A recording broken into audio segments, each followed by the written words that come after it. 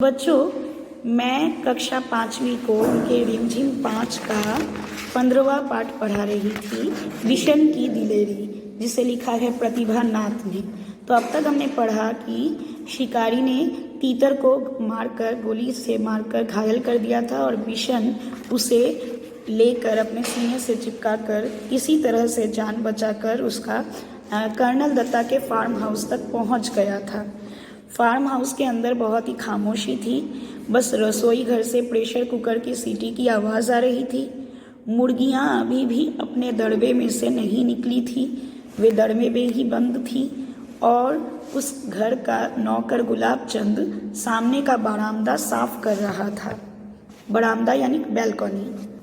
अचानक कर्नल साहब का एल्सेशियन कुत्ता ज़ोर ज़ोर से भौंकने लगा।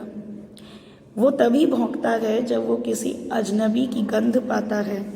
विशन समझ गया कि शिकारी इधर ही आ रहे हैं। उसने इधर उधर देखा ताकि वो तीतर को कहीं पर छिपा सके। शेड के नीचे उसे बहुत सारा कबाड़ दिखाई दिया। वहीं पर एक टूटी टोकरी पड़ी थी। विशन ने तीतर को टोकरी में रखकर स्वेटर से ढक दिया। घायल तीतर घबराया हुआ था, इसीलिए वो चुपचाप वहीं पर पड़ा रहा। अब तीतर को छुपाने के बाद विशन ने सोचा कि अब बाहर चलकर देखना चाहिए कि शिकारी क्या कर रहे हैं, पर वो शिकारियों के सामने भी नहीं पड़ना चाहता था, इसलिए उसने छत पर चढ़कर बैठे रहना ही ठीक समझा। अब छत जो है वो बिना सीढ़ी की थी, इसीलिए वहाँ चढ़ना आसान तो नहीं है, परंतु विशन के लिए ये कोई मुश्किल काम नहीं था। वो अक्सर इस शेड की ढलवा छत के सहारे ऊपर चढ़ जाता था। विशन एक लकड़ी के खंभे पर बंदर की तरह छलांग लगाकर लटक गया और ऊपर की ओर खिसकते खिसकते छत पर जा पहुंचा। अब वो खपड़ैल की बनी हुई ढलावदार छत थी। खपड़ैल यानी मिट्टी की बनी हुई, इसलिए वो चिमनी के पीछे छिपकर बैठ गया। ढलावदार छत से कभी भी गिर सकता है या शिकारी के नज़र में आ सकता है, इसीलिए वो चिमनी के पीछे छिपकर बैठ गया ताकि वो किसी और को दिखाई ना दे, लेकिन वो स्वयं सब कुछ देख सके। उसने देखा कि 2 शिकारी इधर ही चले आ रहे हैं और उनको देखकर कर्नल साहब का एल्सेशियन कुत्ता ज़ोर ज़ोर से भौंक रहा है। कर्नल ने कुत्ते को डांटा, चुप रहो, पर वो नहीं माना। पिछले दोनों पाँवों पर खड़े होकर वह उछल उछल कर भौंकने लगा। पिछले पाँव यानी हाइंड लिम्स, ठीक है, पीछे के पाँव। वे दोनों शिकारी करीब आ गए तो कर्नल ने रौबदार आवाज में पूछा, कौन हो तुम? यहाँ किस लिए आए हो? तब शिकारी ने जवाब दिया, साहब हम शिकारी हैं, हर साल यहाँ शिकार के लिए आते हैं। कर्नल दत्ता बोले, अच्छा, तो तुम ही लोगों की गोलियों की आवाज़ें गूंज रही हैं सुबह से?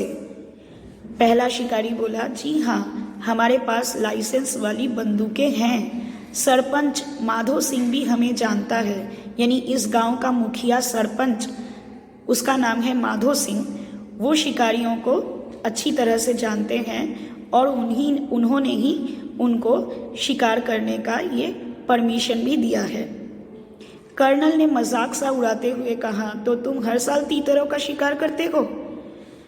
अब शिकारी बोला, जी हाँ, तीतर भी मार लेते हैं कभी कभी, यानी तीतरों के अलावा और भी कई चीज़ों का शिकार करते हैं, कभी कभी तीतर भी मार लेते हैं। अब उसने आगे कहा कि अभी अभी एक लड़का हमारे शिकार तीतर को लेकर आपके यहाँ आ छिपा है, हम उसे ही ढूंढ रहे हैं। कर्नल साहब ने पूछा, अच्छा, तुम जो इतने सारे तीतर मारते हो उनका क्या करते हो? दूसरे शिकारी ने अब जवाब दिया, सीधी सी बात है साहब, खाते हैं। फिर कुछ रुक कर बोला, अब तो उस लड़के को ढूंढवा दीजिए साहब, वो इधर ही कहीं छुप गया है। कर्नल दत्ता ने उनकी बात पर कोई ध्यान नहीं दिया और गुस्से से कहा, कैसे हो तुम लोग, हर साल आकर इतने तीतर मार डालते हो, कुछ को खा लेते हो और बाकी को घायल करके यहाँ तरफ तरफ कर मरने के लिए छोड़ जाते हो। जब फसल कटती है तब ढेरों मरे हुए तीतर मिलते हैं। कर्नल दत्ता की बात सुनकर वे दोनों अब घबरा गए। उन्हें उम्मीद नहीं थी कि कर्नल इस तरह उन्हें डांट देंगे। कर्नल दत्ता ने उन्हें इतना ही कहकर नहीं छोड़ा, वे आगे भी बोले कि पक्षियों को मारने और उससे ज़्यादा उसे घायल करके छोड़ जाने में कोई बहादुरी नहीं है। यानी पक्षियों को मारने में कोई बहादुरी नहीं होती।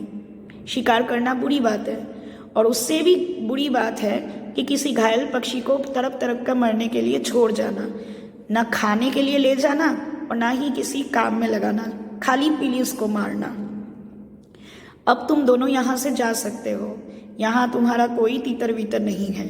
अब जाते क्यों नहीं, खड़े क्यों हो? तो वो कर्नल थे सेना के, इसीलिए पूरा गांव उनको बहुत मानता था। सब लोग उनकी बड़ी श्रद्धा करते थे, उनसे डरते भी थे। शिकारियों को भी उन्होंने इस तरह डांटा कि शिकारी भी डर गए। बिशन चिमनी के पीछे से सब देख और सुन रहा था। वे दोनों शिकारी बिना कुछ बोले मुड़ गए और वापस चले गए। कर्नल दत्ता ने गुलाब चंद से दवाई छिड़कने वाली मशीन लाने को कहा।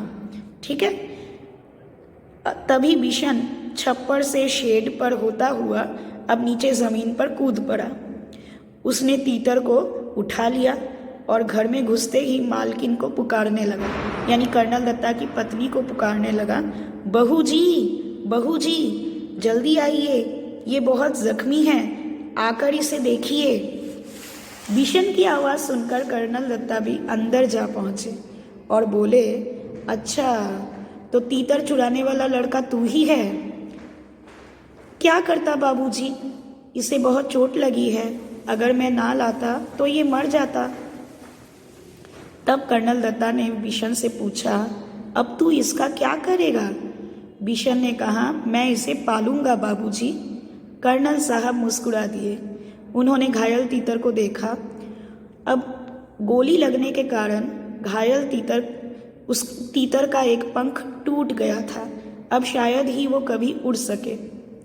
कर्नल दत्ता ने बिशन से कहा, जाओ दवाइयों का बक्सा लेकर आओ, यानी फर्स्ट एड बॉक्स लेकर आओ। बिशन दौड़कर बक्सा ले आया। कर्नल दत्ता ने तीतर के पैरों का जख्म साफ किया, फिर दवाई लगा दी। पंख को फैलाकर टेप लगा दिया ताकि वो ज़्यादा हिले डुले नहीं। ठीक है, जिस तरह फ्रैक्चर होने पर क्या करते हैं, बोलो, जब फ्रैक्चर हो जाता है तब प्लास्टर करते हैं ना, उसी तरह तीतर के पंखों को भी एक प्लास्टर की तरह एकदम एक साथ कर दिया ताकि तीतर अपने पंखों को ज़्यादा हिलाए डुलाए नहीं। इससे टूटा हुआ पंख हो सकता है जुड़ जाए।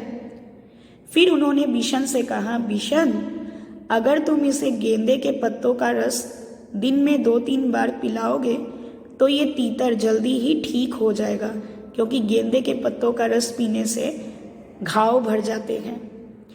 तब तक बहू जी एक कटोरी में दलिया ले आई और तीतर को दलिया खिलाते हुए बोली, बिशन इसे रोज़ दलिया भी खिलाना, तीतर को दलिया बहुत पसंद है। गेहूं का बना होता है ना दलिया, तीतर तो गेहूं के दाने चुगने के लिए ही आते रहते हैं खेतों में, तो तीतर को गेहूं से बने सभी चीज़ें पसंद है। कर्नल ने हंसते हुए कहा, तब तो ये तीतर बिशन के पीछे पीछे ही घूमता रहेगा। बहू जी पूछने लगी, अच्छा बिशन तुम जानते हो तीतर कैसे बोलता है? बिशन ने अपने हाथों को मुंह पर रखकर तीतर की आवाज़ निकाली, quack quack quack. Colonel Datta इसे सुनकर तो ठहाका मार कर हंस पड़े।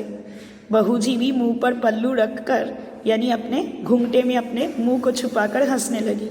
बिशन भी हंसता हुआ हिरन की तरह छलांगे लगाता हुआ तीतर के साथ वहाँ से अपने घर की ओर भाग चला। तो ये थी कहानी बिशन की दिलेरी यानी साहसिकता, बिशन की साहसिकता। ठीक है, अगर आपको कहानी अच्छी लगी हो तो वीडियो को लाइक और मेरे चैनल को सब्सक्राइब ज़रूर करना।